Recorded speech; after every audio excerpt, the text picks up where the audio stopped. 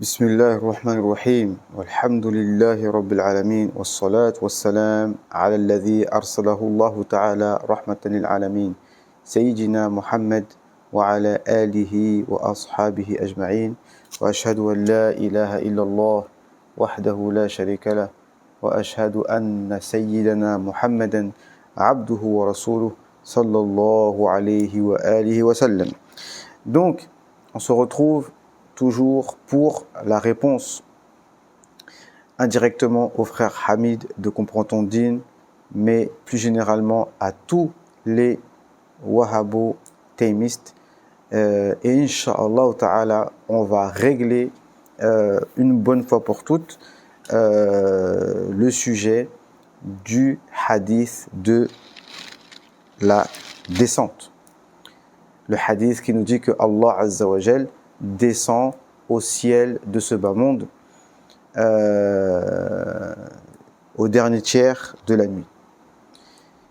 Je répète, comme j'ai dit dans les vidéos précédentes, que le jour et la nuit n'existent que sur la planète bleue, sur la planète Terre. Mais en dehors de la planète Terre, il n'y a pas de jour, il n'y a pas de nuit. Dans l'espace, il n'y a pas de jour, il n'y a pas de nuit, il n'y a pas de haut, il n'y a pas de bas, il n'y a pas de nord, il n'y a pas de sud. Il n'y a pas de direction, subhanallah. D'accord? Donc ça, c'est une chose qu'il faut comprendre. Donc quand on comprend cela, on comprend que tout ce qui est... quand on parle de descente, et d'ailleurs quand on parle de descente, vraiment, je vous invite, en dehors des débats, à regarder qu'est-ce que ça veut dire la descente. Regardez dans le Larousse, qu'est-ce que ça veut dire descendre. Parce que les frères... ils disent oui, la descente, on doit prendre au sens apparent de la langue arabe. Et quand tu leur demandes c'est quoi la descente, ils veulent plus répondre. Ça veut dire quoi descendre? Descendre, ça veut dire d'un endroit élevé vers un endroit bas. Allez, on est parti, Inch'Allah Ta'ala. Inch'Allah pour 20 minutes. Et voilà, ce que je vous propose, je vais vous donner une chose que moi-même, depuis 3-4 ans, qui suis...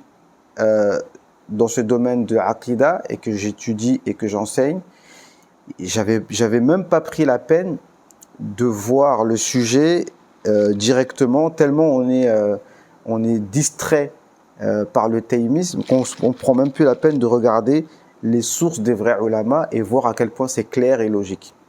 Alors ce que je vais vous proposer, je sais pas par quoi je commence. Est-ce que je commence par l'exposé des wahhabo-taymistes ou alors est-ce que je commence par vous donner la réponse authentique de l'islam orthodoxe? Alors, ce que je vais vous proposer, c'est de commencer par ce qu'on trouve tout de suite dans les sites, d'accord? Dans les sites wahhabo-taymistes d'entrée de jeu. Ya Rab.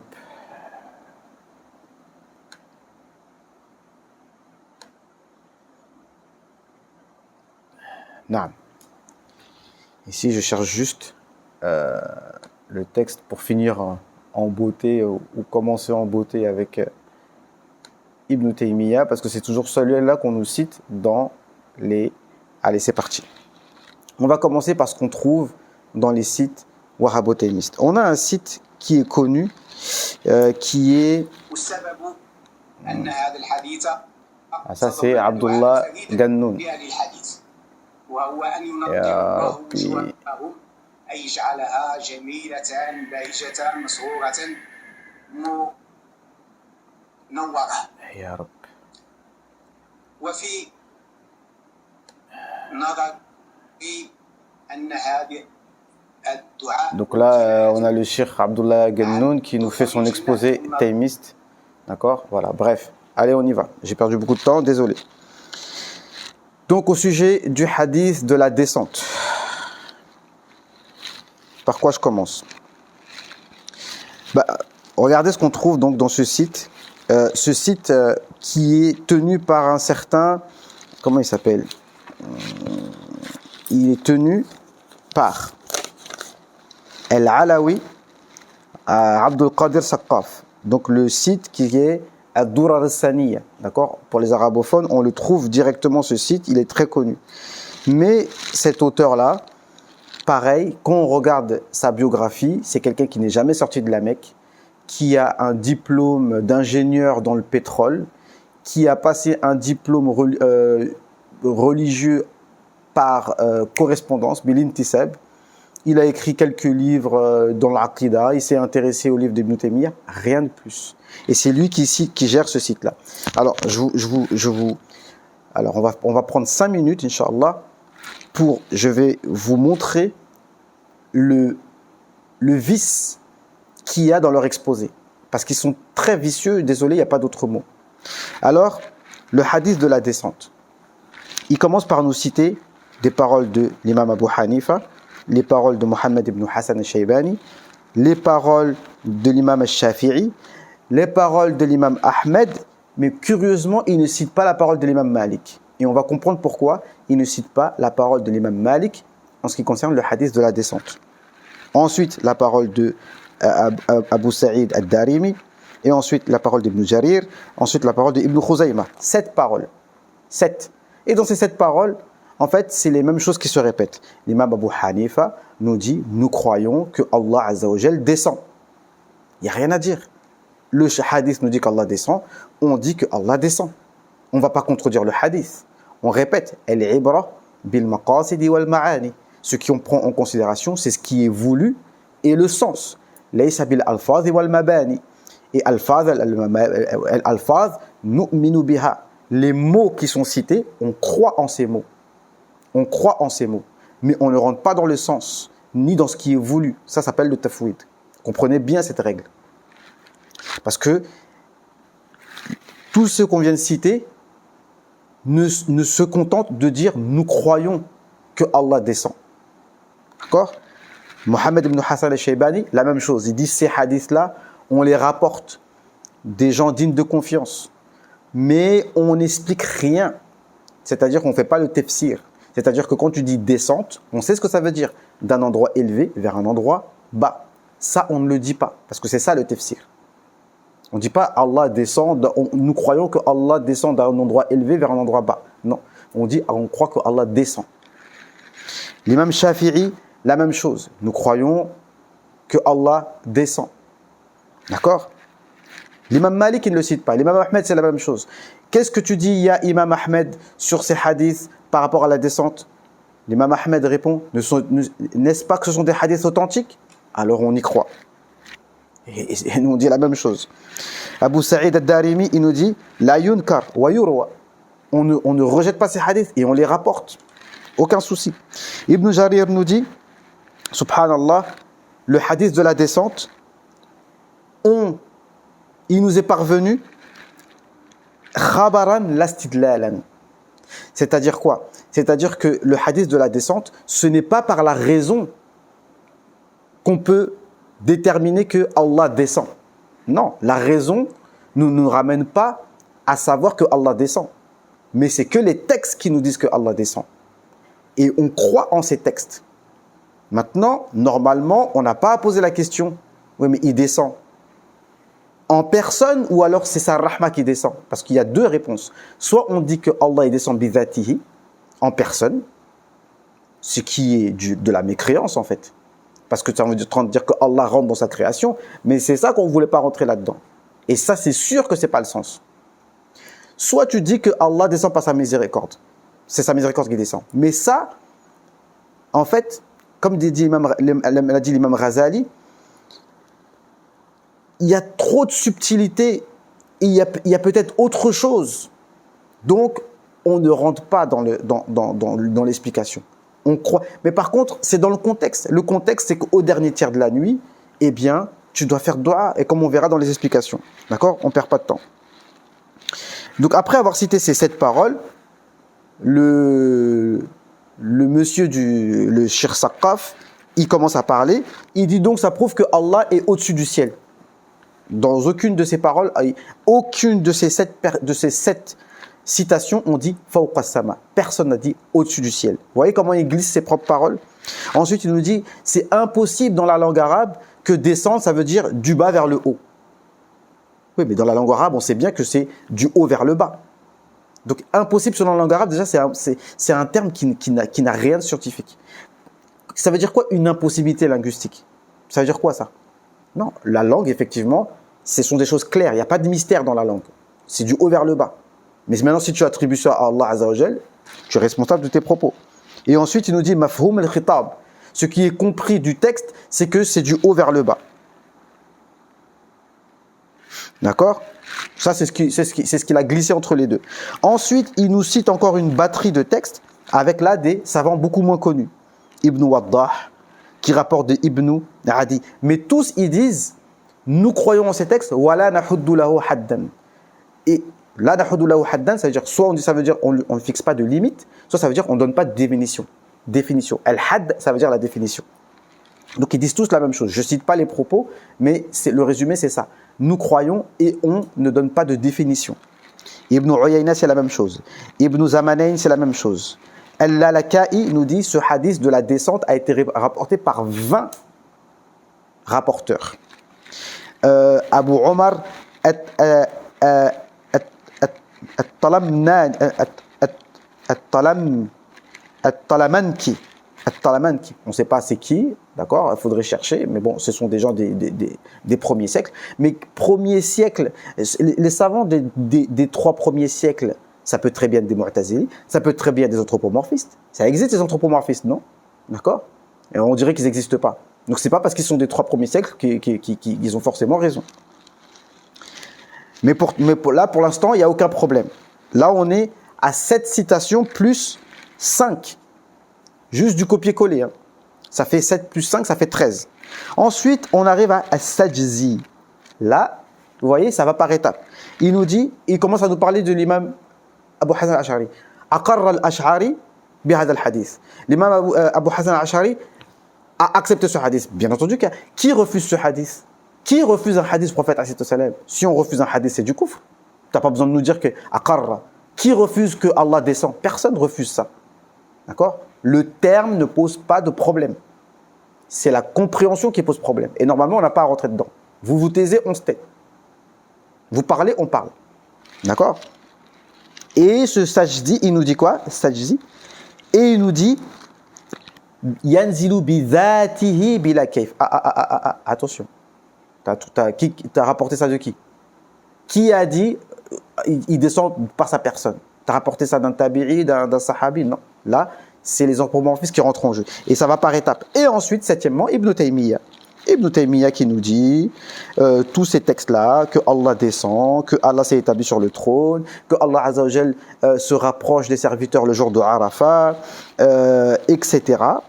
Il nous dit l'imam Ibn Taymiyyah, en fait, on glisse les paroles d'Ibn Taymiyyah parmi les gens des 2 premiers siècles, les 3 premiers siècles, comme s'il était parmi eux, en fait. On dirait que c'est un salaf salih.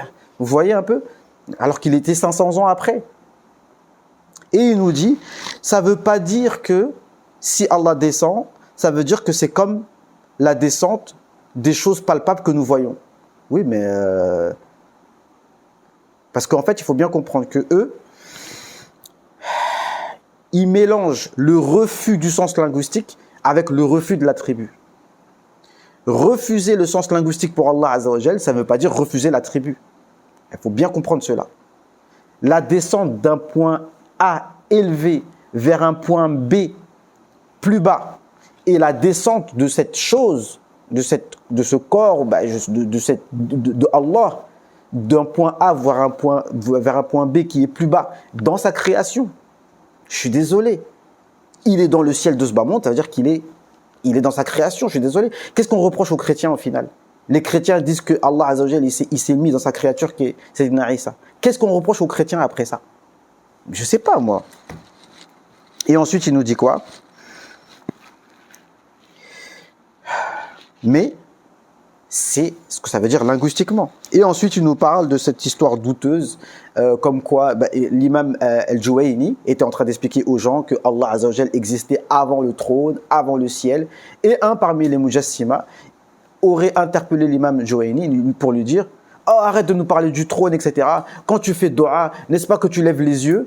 Et là, soi-disant, l'imam Juwayni aurait dit « Oh, El Hamadani, il m'a perturbé. Oh, El Hamadani m'a perturbé. » Juste en disant ça. Voilà, soi-disant. D'accord? Donc voilà, en fait, voilà comment il présente le sujet, décopier-coller pour à la fin nous ramener la parole d'Ibn Taymiyyah. Voilà. Maintenant, voyons la vraie compréhension et régalez-vous. L'imam al-Nawawi nous dit, donc le hadith rapporté par Abu Huraira, Allah Azza wa Jal descend dans le ciel de ce bas monde. L'imam al-Nawawi nous dit, il y a deux madhhabs. Le premier, c'est de croire en ces textes, que c'est la vérité, comme ça convient à Allah Azza wa Jal, mais que le sens apparent qui est connu de la langue arabe, c'est pas ça qui est voulu. Ibn Kathir a dit la même chose au sujet de Istiwa. Dans sourate numéro 7, je me souviens plus quel verset, mais le premier verset qui parle de Istiwa, Ibn Kathir a dit, les gens ont beaucoup parlé sur ce genre de texte, il y a plusieurs écoles, il y a les deux écoles qui sont citées ici, et je crois qu'il a cité une troisième école de gens qui font l'isbat, je crois, mais il a dit وَالظَّاهِرْ الْمُتَبَادِرْ فِي أَذْهَانِ الْمُشَبِّهَةِ فَلَيْسَ مُرَادٍ. Mais le sens apparent qui vient dans la tête des anthropomorphistes, c'est pas voulu. Ibn Kathir, élève d'Ibn Taymiyyah, qui dit ça. Vous pouvez vérifier. Continuons. L'imam al-Nawawi nous dit, donc, Murad, on ne fait pas de ta'wil. Normalement, ça c'est le premier madhab qui est chez les Ash'ariyya. On a un madhab qui refuse le ta'wil. Mais en sachant que Allah Azza wa Jal est exempt et différent des attributs des créatures, comme le déplacement, al-intiqal, ou al-haraka, le déplacement. Mais eux, les taïmistes, ils ne veulent pas faire ce qu'on appelle al-nafy al-mufassal. Ça veut dire la négation détaillée. C'est-à-dire dire que Allah ne se déplace pas. Ils disent non, on doit pas dire ça. Allah ne se déplace pas. Allah ne fait pas de mouvement, il dit il ne faut pas dire ça. On dit ni oui ni non. D'accord? Alors que je vous ai montré une vidéo de quelqu'un qui dit al-haraka, comme c'est Ad-Darimi, celui qui a fait une réponse à Al-Bishr al-Marisi. D'accord? C'est Ad-Darimi qui dit Nusbit al-haraka. D'accord? Et on va voir qu'ils attribuent ça à l'imam Ahmed, mais c'est faux. Ensuite, donc, tafwid al-ma'na. On fait le tafwid al-ma'na, c'est-à-dire le sens linguistique, on le connaît parfaitement. Mais au sujet d'Allah Azza wa Jal, on sait que ce n'est pas le sens apparent pour Allah, mais on ne désigne pas de sens au-delà de cela. Le deuxième, écoutez bien, le deuxième madhab, c'est le madhab de la plupart des mutakallimin, des gens du kalam, wa jama'at min as-salaf, et un groupe parmi les salaf. Wa huwa mahkiyun an al-imam Malik, et c'est ce qui est rapporté de l'imam Malik et de Al-Awza'i. أنها تتأول على ما يليق بحسب مواطنها, et qu'on interprète ce texte-là en fonction de son contexte. فعلى هذا تأول هذا الحديث تأويلان. Donc ils ont donné deux interprétations à ce hadith. أحدهما التأويل مالك. Le premier, le ta'wil de l'imam Malik. Et c'est authentique, hein, cherchez pas, rapporté par Ibn Abd al-Barr aussi, d'accord? Et l'imam Nawawi, il sait très bien, il connaît mieux les chaînes de transmission que vous, d'accord? L'imam Malik et d'autres qui ont dit que ce qui descend, c'est sa miséricorde. Wa amruhu wa malaikatuhu, et ses anges. Et c'est pour ça que tout à l'heure, quand il a cité Abu Hanifa qui dit nous croyons, l'imam Ahmed qui a dit nous croyons, l'imam Shafi'i qui a dit nous croyons, trois parmi les imams qui font le tafwid, mais un parmi les quatre imams qui fait le ta'wil. Donc vous voyez, on a les deux écoles qui sont trois parmi les grands imams qui font tafwid et un qui fait ta'wil. D'accord? Kama yuqal fa'ala sultan kaza wa kaza. Comme on dit, par exemple, le calife a construit Bagdad. Le calife a construit Bagdad. Mais il a ordonné de construire Bagdad. Wa thani annahu ala isti'ara. Et le deuxième, c'est que c'est un emprunt sémantique. Ça, c'est l'ilm balara. Un emprunt sémantique. Donc, tu prends un mot qui est dans un champ lexical et tu l'utilises dans un autre domaine. Dans le sens, al-iqbal ala ad-da'in bil ijaba wal lutfi. Donc, c'est que Allah Azza wa Jal répond à celui qui demande. Donc, ça, c'est Muslim, les charges de Nawawi de Sahih Muslim. وهذا وقد ضبط هذا الحديث بعض المشايخ. Et certains, parmi les savants du hadith, ont dit yunzilu, que Allah, il fait descendre. C'est pas Allah descend, mais Allah fait descendre yunzilu rabbuna. Donc, Allah fait descendre des anges. Et yunzilu, subhanahu, malakan. Un ange, bi amrihi, bin nuzul ila sama, de descendre du ciel, fa yunadi, yuthbitu dhalika, donc rapporté par l'imam Nasa'i, le hadith numéro 124, le hadith numéro 10316, par Nasa'i, من حديث أبي سعيد وأبي هريرة مرفوعا rapporté par le prophète صلى الله عليه وسلم إن الله عز وجل يمهل حتى يمضي شطر الليل الأول ثم يأمر منادي. Et en lui, au dernier tiers de la nuit, Allah ordonne à quelqu'un d'appeler. Est-ce que quelqu'un a une demande, etc. Rapporté par l'imam Ahmed et par l'imam Bazzar et par l'imam Tabarani, du prophète que les portes du ciel sont ouvertes à la moitié de la nuit et un appeleur appelle. Est-ce que quelqu'un a une demande? Wa huwa sahih. Et cette version est authentique. Et ça a été authentifié par An-Nasa'i wa Qurtubi wa kadhalik na'am.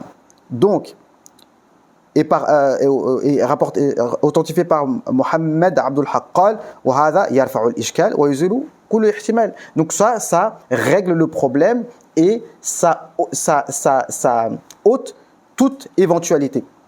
Et la sunna est expliquée par la sunna. Vous voyez, un hadith, alors là, c'est avec un autre hadith qu'on a expliqué cela. Comme les versets expliquent les versets. Voilà, et donc il n'y a pas il n'y a pas moyen de prendre ça au sens de dire que c'est la personne d'Allah Azza wa Jal. Fa inna al-hadith fihi tasrih bi tajaddud wa nuzul. Et parce que le hadith nous parle que la descente se répète. Et les attributs d'Allah Azza wa Jal ne se répètent pas. Les attributs d'Allah sont de toute éternité et sont stables. Naam. Tajaddud tasrih bitajaddud nuzul wa ikhtisasuhu bi ba'd al-awqat. Et c'est à certains moments wa sa'at et les attributs d'Allah Azza wa Jal, c'est obligatoire que de les déterminer comme étant sans début. Al-qidam. Donc les attributs d'Allah Azza wa Jal ne se renouvellent pas dans le temps. Naam. Qala Ibn al-Jawzi. Alors là ça risque de couper parce que j'ai plus de place, mais écoutez bien ce que dit Ibn al-Jawzi. Et si ça coupe, on va reprendre après Inch'Allah. في دفع التشبيه بأكف التنزيه إنه يستحيل على الله عز وجل. Il est impossible pour Allah Azza wa Jal de lui attribuer le mouvement et le déplacement et le changement. Donc il y a deux types de personnes. Des personnes qui disent que Allah c'est sa miséricorde qui descend. Et comme Allah il a dit, il a fait descendre le fer. Mais le fer il descend pas du ciel. Le fer il est dans la terre. Et Allah Azza wa Jal dit nous avons fait descendre des bestiaux. Donc si tu ne sais pas comment un chameau il descend du ciel, comment tu vas comprendre? Est-ce que tu as déjà vu un chameau descendre du ciel? Non. D'accord? Et c'est impossible de dire que c'est par sa personne. Parce que ça veut dire que Allah il rentre dans sa créature. Et ça c'est du kufr, c'est de la mécréance claire de dire cela, de croire cela. Non, parce que ça implique que tu crois à un corps qui est dans un endroit et qui se déplace, qu'Allah nous préserve de cette croyance. Et sachant que la descente, la raison ne peut pas croire en cela puisque la nuit est perpétuelle. La nuit est perpétuelle. 24 heures. Je ne sais pas comment on peut croire à quelque chose comme ça en fait. D'accord? À part de croire que la terre est plate. D'accord? Donc ça risque de couper sur 24 heures. Wa huwa muntaqil min juz'in ila juz'in fa'ala hadha mata yajlisu al-ma'bud al-mujassima. Donc quand est-ce que la divinité des anthropomorphistes s'assoit sur le trône, qu'Allah nous préserve de cette croyance, de hadha ad-dalal. Donc voilà ce qu'a dit Ibn al-Jawzi dans son livre Naam. Wal wajib ala al-khalqi i'tiqad. Donc les gens doivent croire et doivent exempter Allah Azza wa Jal de toute ressemblance aux créatures comme le déplacement, etc. Et la descente, ça implique trois choses. Un corps élevé, un corps bas et un corps qui se déplace de ce corps haut vers ce corps bas. D'accord? Et il y a un certain Ibn Hamid al-Hanbali Mujassim qui dit que Allah descend de son trône et qu'il touche son trône et qu'il descend. Et quand il descend, il se déplace et il se déplace de son trône. Et cette personne ne sait pas ce qui est possible pour Allah et ce qui est impossible. D'accord? Ça c'est la base. De connaître ce qui est possible pour Allah et ce qui est impossible, parce qu'on apprend les premières choses qu'on apprend dans l'Aqidah Ash'ariyya. Et ça, c'est la parole de Ibn Taymiyyah qui nous dit que Allah se déplace, il y a un khilaf, est-ce qu'il sort de son trône ou pas, d'accord? Et certains attribuent cette parole à l'imam Ahmed et c'est faux, d'accord? Parce que quand il explique « Wa ja'a rabbuka wal malaku saffan saffa », eh bien, il dit c'est l'ordre d'Allah qui vient et c'est pas Allah qui vient. Et pour terminer, eh bien, Ibn Abd al-Barr nous rapporte clairement avec une chaîne de transmission authentique que l'imam Malik nous dit que c'est sa miséricorde qui descend. Voilà en ce qui concerne le hadith de la descente. J'espère que c'est clair et j'espère que ce sujet, eh bien, si quelqu'un vous parle du hadith de la descente, j'ai fait 25 minutes, je me suis fait violence, j'ai pas fait long. Barakallahu fikum. Il reste un argument pour répondre au frère Hamid par rapport au la qibla de la dua qui serait le ciel. Et vous n'allez pas être déçus du voyage. Wa jazakumullahu khairan. Wassalamu alaikum wa rahmatullahi ta'ala wa barakatuh.